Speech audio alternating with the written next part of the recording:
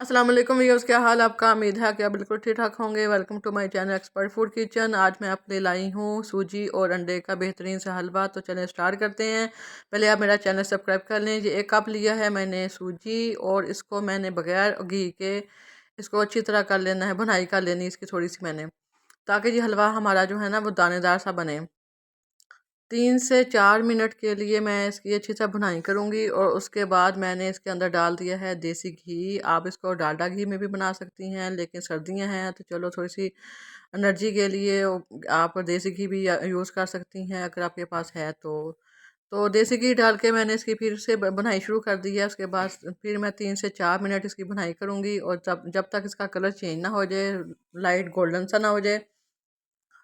तो ये देखें, इसके बाद मैंने ना आधा कप लिया है चीनी का। 1 कप सूजी थी और आधा कप चीनी का, उसको इसके अंदर डाल दिया, मिक्स कर लिया थोड़ा सा। और 1 कप ले लिया है मैंने दूध।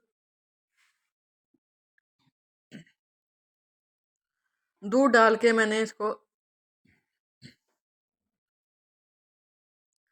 इसको फिर बुनाई करनी है। और इसके अंदर मैंने थोड़ा सा जर्दा रंग डाल दिया है इसके कलर के लिए, कलरफुल सा बनाने के लिए। अगर आपने नहीं डालना तो आप ऐसे ही बना सकती हैं। और 1 अंडा इसके अंदर मैंने तोड़ के डाल दिया। आप इसके अंदर ज़्यादा अंडे भी यूज़ कर सकती हैं, लेकिन ये 1 प्लेट हलवा है तो इसके अंदर मैंने एक अंडा ही डाला है। आप इसके अंदर 2 या 3 भी डाल सकती हैं अगर आपको ज़्यादा पसंद है अंडे तो। इसके बाद फिर इसके मैंने मिक्स कर लेना है अच्छी तरह इसको। इसकी फ्लेम मैंने लो की हुई है। और अगर आपको घी फिर भी कम लगे तो इसके अंदर आप दोबारा से इसका घी डाल के ना इसकी भुनाई कर सकती हैं। ये देखिए, हमारा हलवा जो है वो थिक होना शुरू हो गया है। बेहतरीन सा इसके अंदर टेक्सचर आ गया। बहुत ही मज़ेदार हलवा होता है, आप ट्राई कीजिएगा। सर्दियों का मौसम है, बहुत ही मज़े का लगता है।